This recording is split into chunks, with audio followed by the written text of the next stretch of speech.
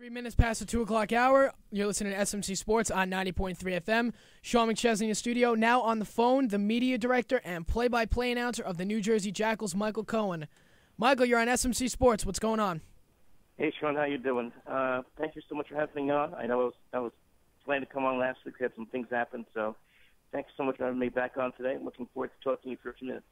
Anytime, Michael. Thank you very much for coming. So during my show, I was giving Jackals updates. I was watching the game on the computer. I couldn't get sound, so I didn't know really what was going on. I saw a brawl. I saw a comeback. Rockland ended up winning 8-7. Just give me the recap. What happened today? You know, Jackals had a good lead at the beginning. What happened? Well.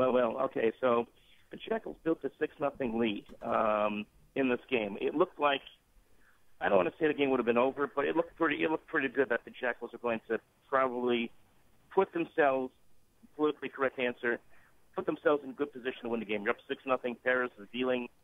You get a bunch of strikeouts early in the game. You should win that game. You really should win that game. And the Boulders they just crawled back. They had a couple runs on the fourth. Okay, 6-2. You get a run back, 7-2. And then things just start to fall apart. The bullpen comes in there. Brandon Sisk comes into the Jackals, gets up a couple of runs in the 8th inning, makes it a 7-6 game, and you're thinking, this is going to happen, isn't it? Now, luckily for the Jackals, I believe it was Maloney got tagged out. No, it was Carduo got tagged out at second base in the inning, and that was a huge help because that would have been a tying run in the 8th inning, or in the 7th inning. But then in the 8th, the Boulders again get a couple guys on. Jackals get a flyout by Giuseppe Paccio, and I said at the time, that's bad for the Jackals because if they wanted a double play there, you don't want to face Jerry McDonald now with coming up with two guys on. What does McDonald do? It's a double, drives in 2 runs. Boulders take the 8-7 lead, and they go ahead and win. And you got to give credit to them. They're a good team. They've always been.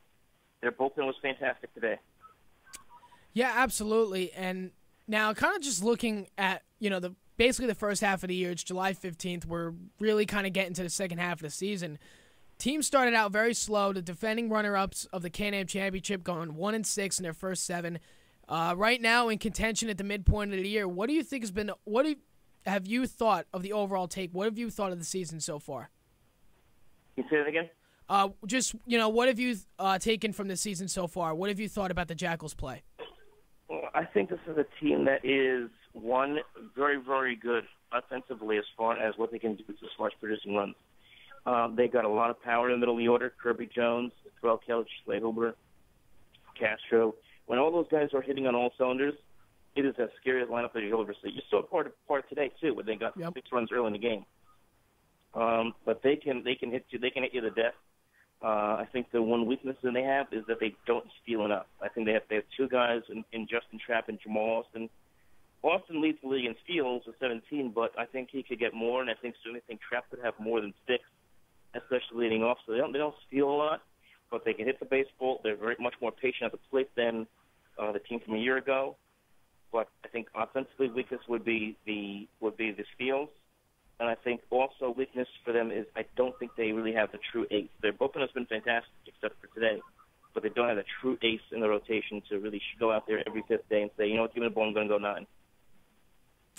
Yeah, absolutely. And now kind of looking at one of the Jackals' key players that I've seen come around lately, I feel is Leandro Castro, batting around near 340, over 20 RBIs, leading the team in pretty much almost every offensive category. What do you think is responsible for his strong play as of late? I think just the fact that he's relaxed. I think, Joe Calpapatro had him hitting 3rd the first couple weeks of the year.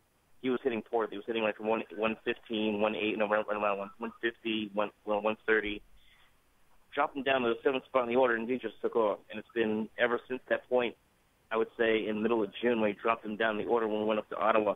He's been killing it. I mean, he's been absolutely killing the baseball ever since that point. He's now 2nd in the league in home runs behind Marcus Nidifer of the Boulders. He's now the leader on the team in RBIs with 25 coming into today.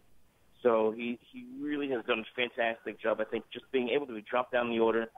And now he's kind of squared himself up in the 5th spot in the order, being able to relax, focus on his game and his game only, and that has really been the difference for him so far this year. Yeah, and he's definitely come out to be one of their key players. But now, just overall on the season, just asking you, who do you think for the Jackals has been their biggest key player in the first half of the year? I think their biggest key player, Juan Castro. I think that's one that has to be the key player of the year. I think the other one will be Mark Kells because he's really been the most consistent player of the year, hitting around 300, over 300, well over 300 for almost all season long. The guy's been hitting home runs. He drives guys in. He gets base hits. He's just consistent all the time. His defense, has some issues over at third. He's better first baseman than a third baseman, but overall, I would say he's your overall MVP consistently from start to where we are now. Yeah, and Michael, the last time we talked, you mentioned the injury to Isaac Pavlik. Just give us a quick update. What's the latest on Isaac Pavlik's groin? What's the latest on his health? I talked to him just very briefly today. In fact, and he says, just kind of same old. He's just going through it, just kind of trying to rest the groin injury, and you would hope that soon, certainly towards the end of the month, that he gets back and starts doing some baseball activities. But right now, he's just kind of shut down.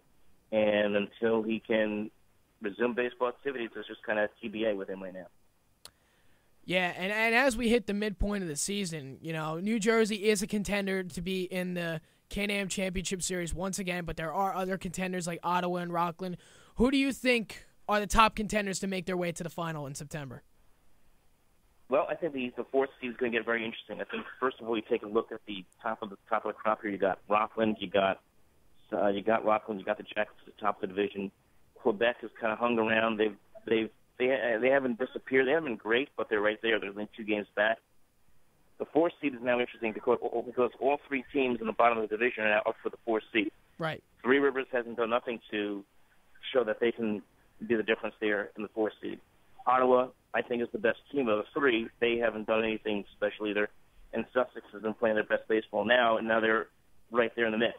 So if you're the Jackals, you're thinking this. We want to try to get past the Boulders who want first place, and you want Sussex to get the fourth seed. Now, that's not a rip on Sussex, but because the Jackals are coming off of a long road trip at the end of the year, you don't want to have to think about going up to Canada after a long Midwest trip. Right.